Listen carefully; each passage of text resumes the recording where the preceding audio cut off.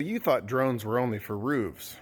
Today, we're doing a full structure inspection in an old 1800s post and beam barn. Yep, here we go. So here we've got some rotted beams right at the joints. This barn's actually in really terrible shape.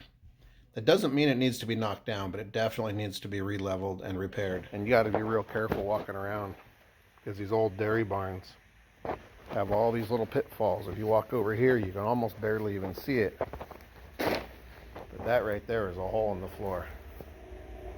Look at that right there. That's a hole in the floor.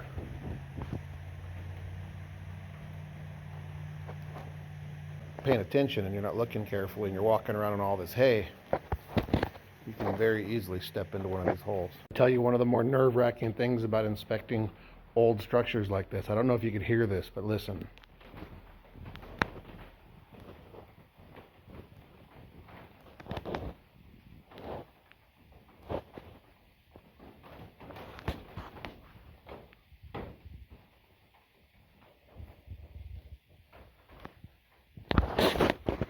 That's from me walking into this barn. Everything is creaking and making these creepy ass sounds. You have to get used to this sort of thing. Like modern construction, if you notice how stout these beams are right here, this is just extremely stout construction. This is back when they didn't mind using hundreds and hundreds of trees to build something, and they built it to last forever. It is settling the entire barn. I don't know if you could see this or not, but over here everything's leaning to the left.